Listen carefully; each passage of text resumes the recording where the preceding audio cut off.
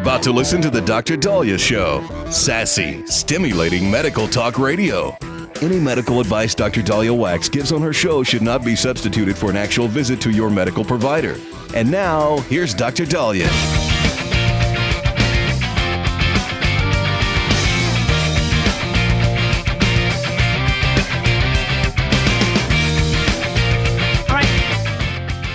Back on the Dr. Daliah Show. Thank you all for tuning in. 1-877 Dr. Dali, 1-877-DOC-DALI.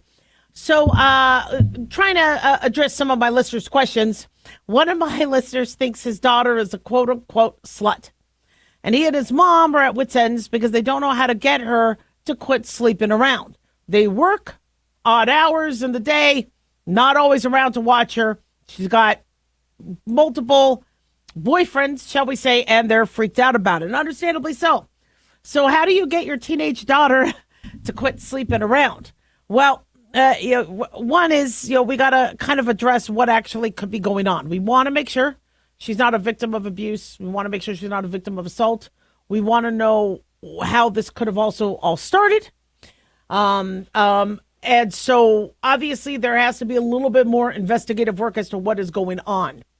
Many of us do not watch our kids that closely, and teenage children in the animal kingdom are grown up. Okay, we may have laws where they have to be 18 to do things, but, the sex drive of a 14-year-old, a 15-year-old, a 16-year-old, a 17-year-old is high because in the animal kingdom, once they are sexually mature, they're ready to have babies.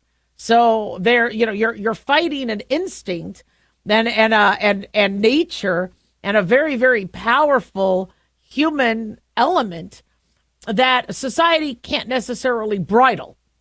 So we end up having underage kids, underage per society, having sex. The risks of a teenager having sex includes pregnancy, unwanted pregnancy, STDs, depression, anxiety, and more. So I always, as a doctor, would tell parents who had that issue, bring them to me.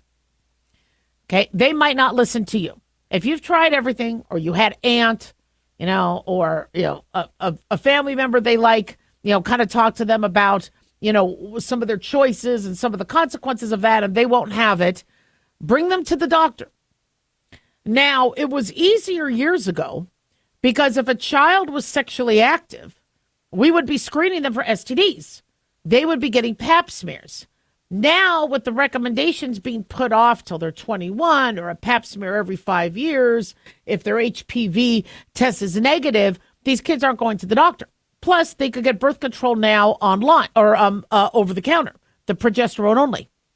A lot of these girls don't like the progesterone only. They get very pimply. They kind of want the estrogen, and to get the estrogen, you still have to get a prescription by a doctor.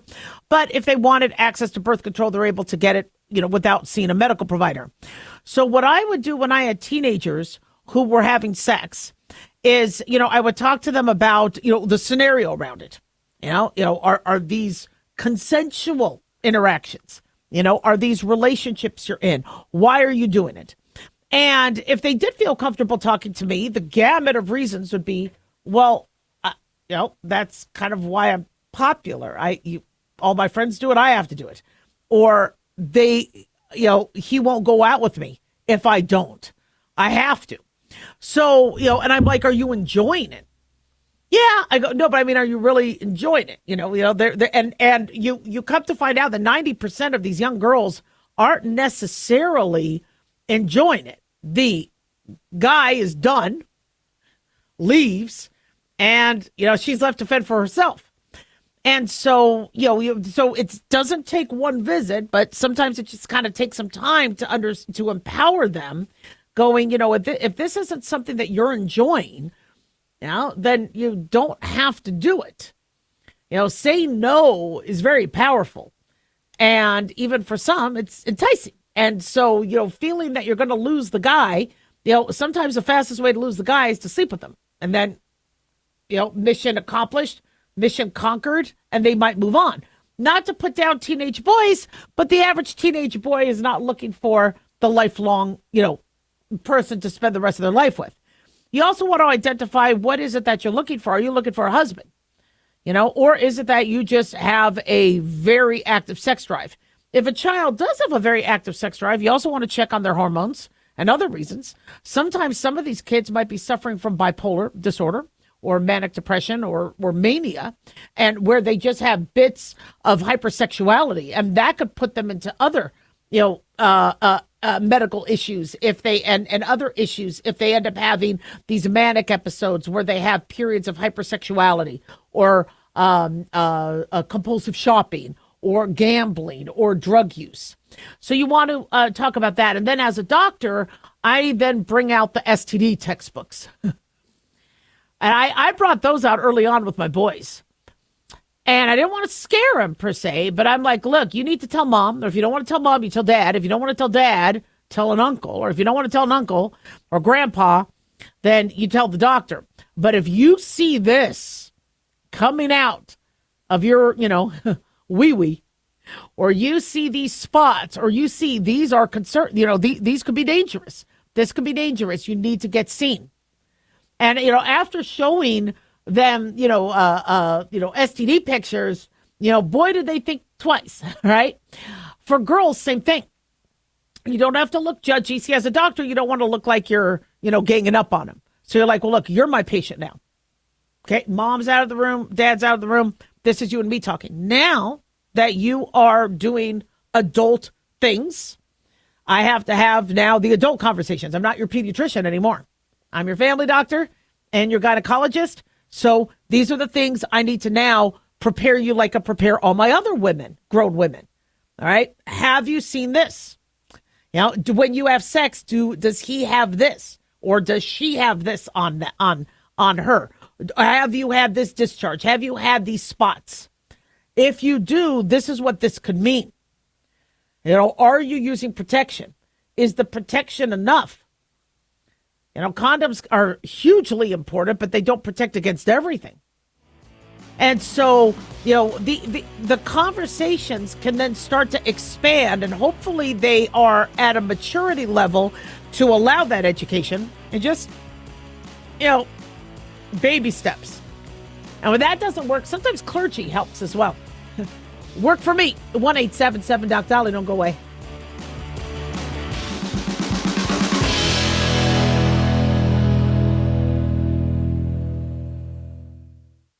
Dr. Daliah here. Are you tired, burned out, gaining weight, succumbing to the daily pressures of life? Well, how's your dopamine doing? How you feel right now, how you'll feel an hour from now, and how you'll feel next week is completely reliant on your dopamine. Our daily motivation and willingness to push through challenges depends on the intricate chemical process dopamine provides. Christian Kalikas and I created Deploying Dopamine, a book that tells you what dopamine is, when it dysfunctions, and how to successfully deploy it when needed. Find Deploying Dopamine on Amazon today. Check it out. Carl Amari here to tell you about our newest website for old-time radio lovers. It's 100radioshows.com. At this site, there are 5 old-time radio shows waiting for you to download free as our gift to you, and be sure to browse the additional 700 old-time radio shows available to you for 70% off by using the promo code RADIO at checkout. This is a limited-time offer, so log on to 100radioshows.com. That's 100radioshows.com. At Hotshot Secret, we share the science behind common diesel problems and their solutions. For example, Hotshot Secret Stiction Eliminator. Stiction, that sticky friction, undermines the performance of diesel engines. Third-party ASTM testing verifies that Stiction Eliminator removes 2 times as much stiction than any alternative on the retail shelf. Stiction Eliminator is formulated to be left in the engine oil. It works as you drive. Available at truck stops, Tractor Supply, O'Reilly's Auto Parts, and online at HotShotSecret.com. Hotshot Secret. Powered by science. In a study, it was found that 33% of 44 herbal supplements had no trace of the advertised herb. Don't let that happen to you. Hi, this is Dr. Mitch. If you want to ensure quality, please go to TotalWellness.com. Supplements made for physicians only now available to you too. TotalWellness.com, helping you to look good, feel good, and enjoy total wellness.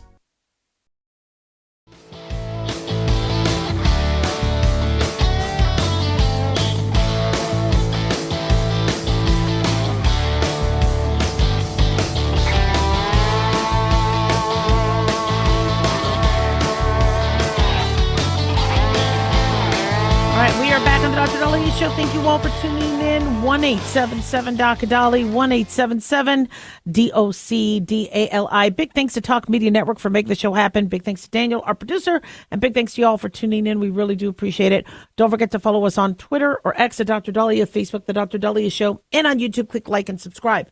So I have two separate emails, and this is a very, very common question I get. So I'm going to kind of address the topic because they're similar. One had reached out regarding, this was after we spoke about vaccines and RFK Jr., looking at vaccines and vaccine side effect links. And one listener asked, where can they find a list of doctors that are not necessarily anti-vaccine, but will not kick them out of their office if their child has not been vaccinated? Another email that I got a little earlier, anonymous, we're going to keep them, wants to know, they're very frustrated that their doctor pushed the COVID vaccine. And they want to know where they could find a list of doctors who were not on the, quote, COVID vaccine bandwagon. And so the underlying theme that I'm getting from people is they want to find a doctor that is going to be open-minded and either think along their lines. Some people straight out ask me, where are Republican doctors? Where are Democrat doctors? And I understand people want to have a doctor that might, have their values, their race, their religion. People, all the time, there's individuals that ask me for Vietnamese doctors or, and that's understandable. Some people want a woman doctor. Some people want a male doctor. That's, people have their preference. But as it pertains to ideology, the reason why you're having a difficult time finding, shall we say, somebody that might be, I don't want to use the term anti-vax, or not as strict on vaccination in your medical history, is because there's licensing restrictions and medical board oversight. And so if there is a medical provider that wants to be licensed in your particular state, if they don't follow the rules of the medical board, they can't be licensed. Last year, this was, I think, 2 years ago. Somebody had said, why can't I find, a list of doctors who are not going to push the COVID vaccine? Because they said that every time they went into a doctor, they said, did you get your vaccine? Did you get your vaccine? And they felt that was because the doctor got money every time they gave the vaccine. There was a lot of distrust. We really messed up. Honestly, from a public health standpoint, that was a cluster and a seventh. But you're not going to necessarily have a very public list of somebody who says they're anti-vaccine, because it's very difficult to be a pediatrician and board certified and licensed in the state, who is not recommending vaccines. They're going to be taken up to the board. And so if the child vaccination protocol is standard of care, it's, now, interestingly, people came to me because even though I supported vaccines, and I do, I think our child vaccination protocol has saved millions of lives over, decades, I wouldn't kick you out of my practice. And so somehow my name got out there. This was even before my radio show, that I was not going to fire that family if that family had decided to do an alternative vaccine timeline where they got vaccines maybe not all at once or et cetera. And I didn't advertise that. It just, these parents have come in, their child might have strep or an illness or a UTI. And I'm like, all right, are the children's vaccines up to date? No. That's how I found you. I'm like, what do you mean how I found you? We vaccinate here. We heard you're not going to kick us out of your practice. I go, you've been kicked out? Yeah, his pediatrician won't see him because he wasn't vaccinated. And so I look at that as, and I get the pediatrician's decision on that is because they think they're protecting other children because some of their patients may not be able to get vaccinated. So they're going through that herd immunity theory where if everybody around them is vaccinated, then vulnerable kids coming into that practice may not get the illness. And that doctor does have that choice. My problem is you got a sick kid. It's not the sick kid's fault. And you're not going to take care of a sick kid? And so I'm not judging the other doctor, but yeah, child is strep. I'm going to treat the child for strep. I'm going to still educate the parents on vaccines. I was working with the health department with education and, numbers to talk to the health department about catching up with vaccines, et cetera, if that's what you want to do. But I was not going to kick anybody out of the practice. And so, I'm going to follow, all the standard of care. I'm going to perform medicine exactly, to the way I was trained and to what is right for patients, but I'm not going to kick somebody out. I mean, that's like, somebody, they smoke. I don't want them bringing in secondhand or third-hand smoke on their clothes. Third-hand smoke is like on your clothes, stinking up the waiting room and exposing people, so I'm going to kick them out. I'm going to take care of the smoker. I mean, what? So somebody doesn't use a condom and they get pregnant? You're not going to take care of that mom and baby? So, yeah, I think people do need to kind of get off their high horse and realize we are here for the patients, despite what their parents decide or they decide. But looking for doctors who, I understand, a lot of doctors split in 2021 on recommending the vaccine versus not recommending the vaccine. The majority of doctors, you have to understand, recommended the COVID vaccine because of the, flagrant, pandemic. And most of us witnessed what COVID did to people. And it was scary. COVID was real. That was not made up. The numbers might have been skewed. And the way these governments did lockdowns was ridiculous. But COVID was real. Hospitals were overwhelmed. People were getting sick. People were dying. That was real. And I do believe that the COVID vaccine was with very fascinating technology that had been around before. The vaccine was new and experimental, but the technology had been tried and true, was something that I believe did protect people. And I believe the reason why today we have a resilience to some of these strains is because of both our natural immunity and the artificial immunity from the vaccine. Vaccines are called artificial immunity. Natural immunity is people getting sick on their own. And the combo of that is what I think made us stronger. But the majority of doctors recommended the COVID vaccine because that was the standard of care.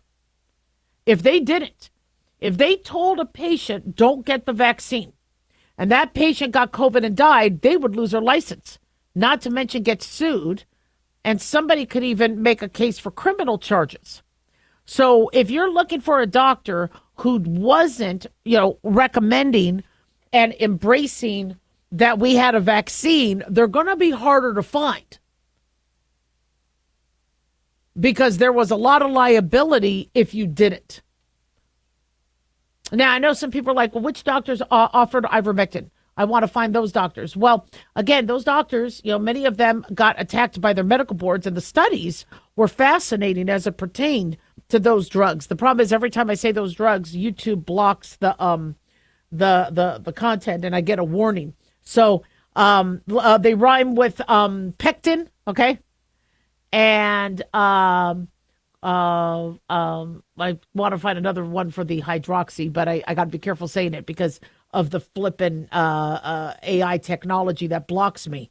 But when you look at the studies that were discussing their use looked at the attachment of the virus, the preload of the virus.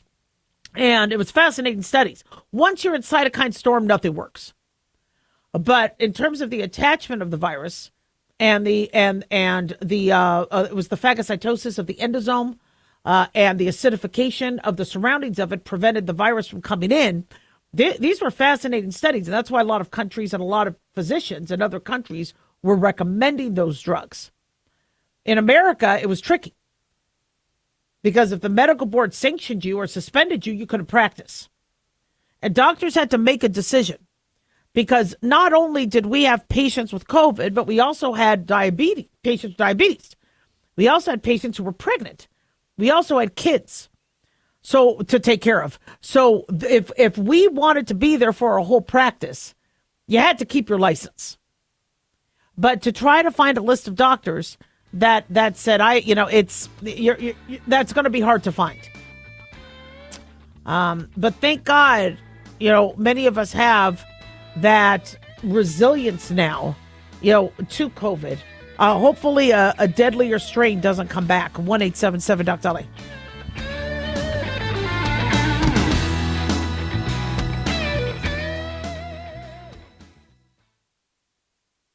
At Hot Shot Secret, we share the science behind common diesel problems and their solutions. For example, Diesel fuel cetane levels. in many states, the cetane rating in diesel fuel is 42 to 45. Most diesel engines operate more efficiently with a cetane rating of 48 to 50. One treatment of Hot Shot Secret Diesel Extreme will raise your cetane 7 points, increase fuel economy, and improve cold starts. Due to a cleaner burn, there are less hydrocarbons and particulate matter in your exhaust. This reduces the blockage of your diesel particulate filter. Using Diesel Extreme generates 83% less DPF regeneration. The 6-in-1 Diesel Extreme formula also includes the most concentrated detergent on the market, lubricity enhancer, water demulsifier, rust and corrosion inhibitors, and a fuel stabilizer. Hot Shot Secret Diesel Extreme is available nationwide at truck stops, fine farm and auto stores, and online at hotshotsecret.com. Hot Shot Secret, powered by science.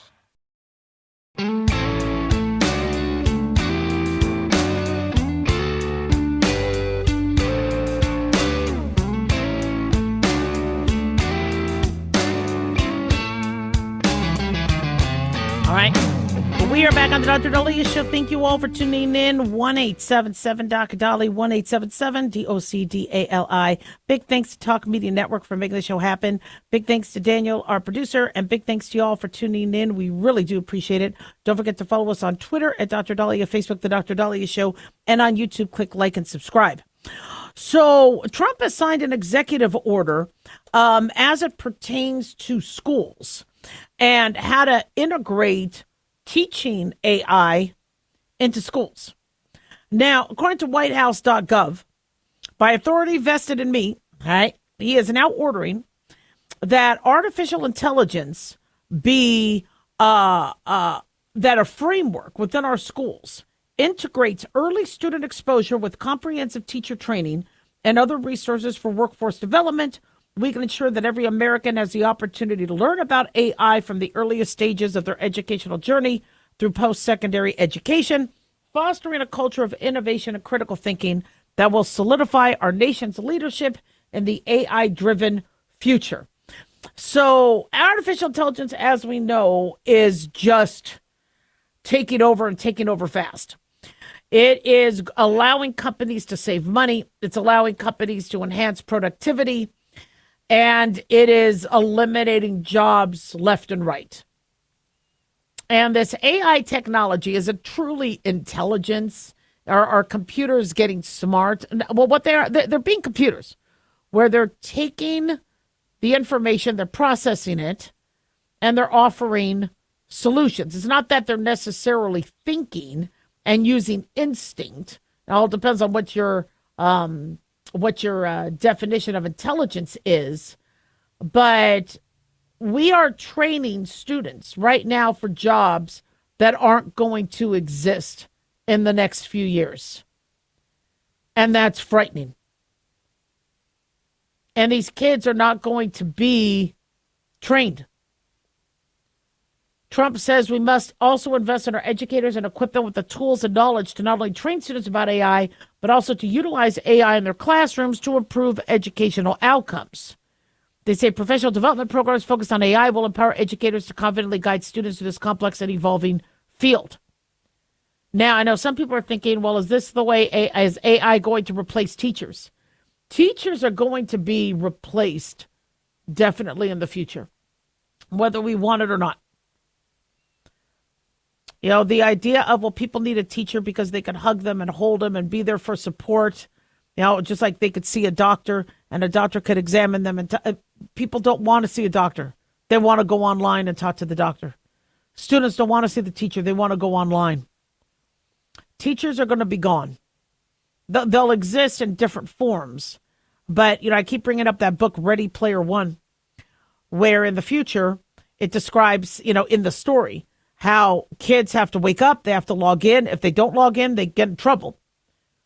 And I mean, it's not, I forget what the penalty was, but I mean, you had to log in and you had an avatar and you had to sit there in class and you had to be in class and you had to perform in class. But the instructor and that avatar could have been one single person for millions of students. And even though we know that in-person school is so much better for a student than online, all it takes is lack of funding. All it takes is lack of, people willing to do the job. And, this is how we're going to do things. I would have never thought 5 years ago, 5 years ago I thought, because I started, getting involved in that, but I would have never thought 10 years or 20 years ago, or when I was a medical student, that people would be getting medical care without ever seeing a medical provider examining them as a new patient. I mean, we would handle things over the phone on a patient we just saw. Now, I need a refill of my prescription. I'm coming in on Monday. My blood pressure at home is this. Can you refill my medicine or give me enough pills till I see you on Monday? Yeah, we might have done that. But a brand new patient that calls up a random doctor who's never met them or examined them being evaluated for a cardiac issue, I would have never thought that society would have even allowed it. And now telemedicine is the most popular way people see a medical provider. So things are changing fast. And our schools need to be ready. So President Trump is establishing a White House task force on artificial intelligence education. There's going to be a director of the Office of Science and Technology Policy being the chair of it. And the task force team will include the Secretary of Agriculture, Labor, Energy, Education, Director of National Science Foundation, Assistant to the President for Domestic Policy, Special Advisor for AI and Crypto, the Assistant to the President for Policy, the heads of other executive departments that the chair may designate. And they are going to move on this. They want to provide resources for K through 12 AI education. Agencies represented on the task force will seek to establish public to private partnerships with leading AI industry organizations, academic institutions, nonprofit entities, and other organizations. Now, I know some parents and I know some people are like, let's buck this. Let's not let AI take over. AI could possibly affect humans evolutionarily. Now, it's not that I think AI is going to turn around and kill us like Terminator 2. But AI is going to be providing answers to questions that are not going to be pro-human. So if we have a hospital bed dearth and we don't have enough hospital beds during the next pandemic, and somebody decides to put all their faith in the AI to decide how to handle the problem, AI is going to say, for those who are too far gone, or for those individuals who are seniors, they take less precedence. And after that, well, for those people that did poor health choices, they get less precedence. The computer is going to be using its computer logic to make decisions. And people are going to blindly follow those decisions. And I think seniors are going to be screwed. I think any sort of infusion of bias into these programs are going to take over. And those individuals on the, behind the eight ball of that will be, not getting the care they need. When somebody says, how do we deal with the lack of food and global hunger? and we're not able to feed people. How do we address that? Well, one, we need to stop wasting food. I mean, I think there's a lot of things we could do. Cultivate more crops, etc. But AI may look at, well, let's decrease the population. And it might suggest more abortions. It might suggest sterilization. It might suggest not treating humans the next time there's a pandemic. That's what AI will do. Because they are going to choose a computer-generated option that will solve the problem. And I really do believe that the average human will be like, oh, that's fine. Absolutely. I mean, would you have ever thought that humans would, very blindly and willingly go into a car of a stranger? They do now with Uber. Did you ever think we would give our personal information online? Give credit card to somebody that we don't even know? We do it now blindly. So, that is going to happen. So I'm glad schools are going to incorporate this. Students need to be ready and prepared. I just don't think we as a whole are prepared. 1-877-DOC-DALIAH.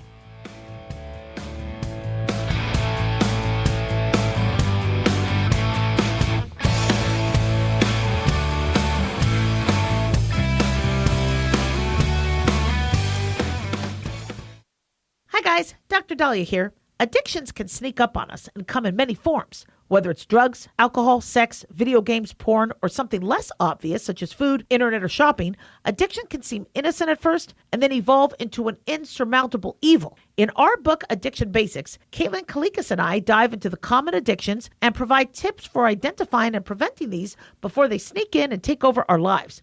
Addiction Basics can be found on Amazon or my website, drdaliah.com. Check it out. At Hotshot Secret, we share the science behind common diesel problems. For example, Diesel fuel cetane levels. the cetane rating in diesel fuel is 42 to 45. Most diesel engines operate more efficiently with a cetane rating of 48 to 50. One treatment of Hotshot Secret Diesel Extreme will raise your cetane 7 points, increase fuel economy, and improve cold starts. Hot Shot Secret Diesel Extreme is available nationwide at truck stops, fine farm and auto stores, and online at hotshotsecret.com. Hot Shot Secret, powered by science. Self-reliance. It's not a phrase we hear much in our culture these days. It might conjure up images of pioneers, the West, rifles, strapping men, and strong women. But what does it mean for us in today's world? The New American Magazine has just released its latest collector's edition, Self-Reliance, Foundation of Freedom. In it, the New American authors outline the necessity of self-reliance for a free people, tips for self-reliant living, and the importance of not giving up hope. This unique edition includes articles on the self-sufficiency of the founders, preparing for a worst-case scenario, firearms, financial self-reliance, the importance of community, and many other topics by expert writers. Now, for a limited time, the New American is offering a bundle of 3 collector's editions, Self-Reliance, The Great Reset, and Trump World, for just $19.95. Available at shopjbs.org. Visit shopjbs.org today.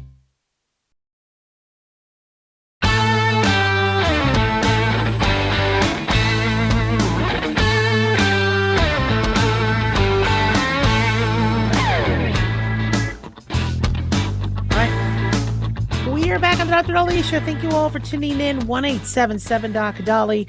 1-877. I apologize. My allergy. Oh, sorry. Oh, man, my allergies. All right. If I sneeze, it's going to be loud. So hold your ears. We are being told that there is a major data breach that has compromised the personal information of 5.5 million patients. Apparently, Yale New Haven Health allegedly or has reported that hackers have accessed sensitive information like names, Social Security, patient type, and medical record numbers. It's a health system, Yale New Haven Health System, that operates more than 360 locations across Connecticut, New York, and Rhode Island, according to Daily Mail. This breach happened last month on March 8th when the hospital system first detected unusual activity within its IT systems. But it wasn't until April 11th, a month later, that the organization confirmed patient data had indeed been stolen. They said electronic medical record and treatment information were not accessed, and no financial account or payment information was involved in the breach. But they began mailing letters to impacted patients on April 14th, noting that they did not find evidence of patient information be used for identity theft or fraud. Now, the U.S. Department of Health and Human Services have confirmed that this impacted 5.5 million patients. This is one of the largest, if not the largest, healthcare breach reported by federal regulators so far this year. I'm not sure in terms of history. Now, the healthcare system is headquartered in New Haven. I believe it was Yale School of Medicine and New Haven Hospital that joined forces in 1913. It is the largest healthcare system in Connecticut, includes hospitals, physicians, related health services throughout the state. You know, as medicine is becoming more centralized and doctors are joining hospital groups, and then they own hospitals and they own medical offices, and they acquire medical practices. You know, my practice, there were local entities that wanted to acquire my medical practice. I had to still work there, but they said, we will take it on, hire you. But yeah, and I just didn't want that. And I because with that, you had to give away the information. There was also concierge companies saying, send me your patient information and we will decide if this is something that we can incorporate into your practice. I go, I don't want you to incorporate into my practice, and I don't want you looking at my patient's information. Hell no. But things have become centralized, electronic. That's just the nature of the game. And so your information can be accessed. Now, it's just a matter of time where, these hackers decide to actually want your medical records. Right now, it's all about Social Securities and using this for identity theft. The criminal world, has grown exponentially as it pertains to digital crime and identity theft, etc. And, it's interesting because I've had some scammers and they've had information about me that's old, that must have been in an old database, but they must have hacked it, got it, and then trying to use it against me. Like, remember I told you there were hackers that called me a few weeks ago saying that I missed a court date to be an expert witness on a child rape case, and the judge has a warrant out for my arrest. And I'm like, well, that doesn't make sense, because every time I'm an expert witness, there's a process. The attorneys reach out, they have me review the records, and they start bringing up old addresses and addresses I didn't even live in. And I'm like, where did you come up? And who knows how they got that information? And I realized they were a scam, but this is kind of some of the BS they do. And it's going to be a matter of time where because people are like, well, gosh, why don't they want to look up the medical? I don't think they really care. Not these types of criminals. They don't necessarily need your medical information unless people start getting smart with what these criminals are doing in terms of their, accessing Social Securities, et cetera. And then they're like, well, we want to do these scam calls, or we want to say, look, your treatment for your breast cancer, has given you the opportunity to now, or we think your cancer has come back, and so you need to do X, Y, and Z, and so they're going to scare people, and they'll be able to do that accessing our medical records, because the average person does not have a regular family physician or a regular provider. They're getting their medical care online, a lot of them. So that it is going to be next. It's just, what can you do about it? Well, you have to. Give people your. Well, it's interesting. I had a patient 3 days ago say, why is this doctor's office calling asking for my Social Security? I do not want to give my Social Security office. Why is that? My Social Security number. Well, the reason why you have to give a Social Security is, one, is the doctor has to verify identity, but two, it's for collections. If you don't pay your bill, the collection company struggles to be able to, access weight or to garnish wages or other things, because of, they need all your identifying information. And so if you go to a doctor's office and you leave off your Social Security number, that is a red flag to a doctor's office that you don't plan on paying your bill. And sadly, with my office, I was telling the biller, I go, if patients don't want to give their Social Security, I don't want to force them. They're like, but then have them pay up front. Because I'm telling you, they won't pay on the back end. We need their Social Security. And I'm like, really? If somebody doesn't want to give it, I don't want to force them to give it. But when people didn't pay their bills, and very interestingly, because the ones that weren't paying their bills, you'd go back and they wouldn't have given they didn't give their Social Security. So now these medical offices are like, we're not even going to see you unless, of course, you want to pay up front. And so some doctors' offices give you that opportunity. If you're going to pay cash and pay up front, we're not going to ask for your Social Security.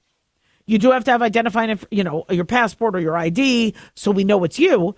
But, if you're not having us bill your insurance and you're paying cash, we might not need then all the information. But most of these hospital systems and medical systems, they're not going to pick and choose they're going to treat everybody the same. They don't want to get in trouble for discrimination. This is what, and then goodbye. They have no problem with you walking. But that's why they want your Social Security.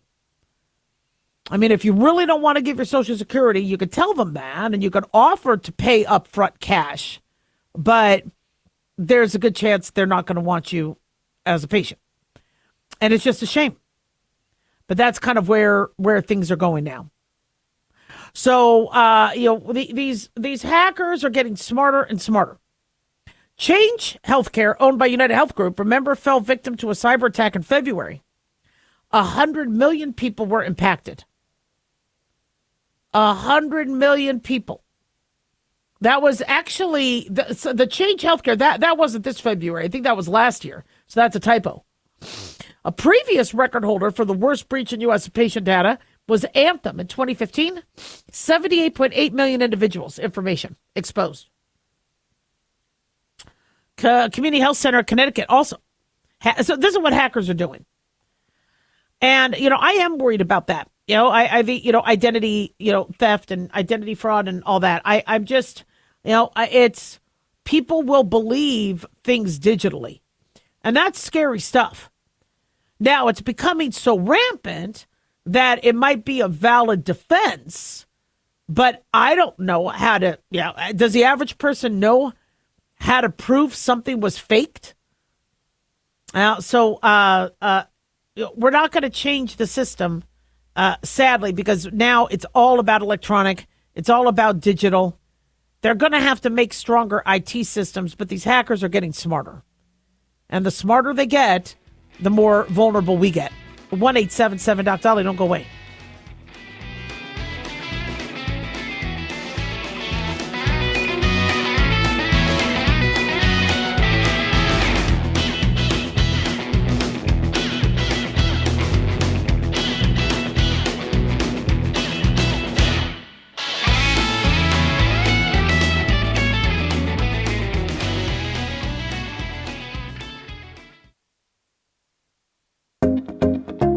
Did you know that healthy arteries make a gas?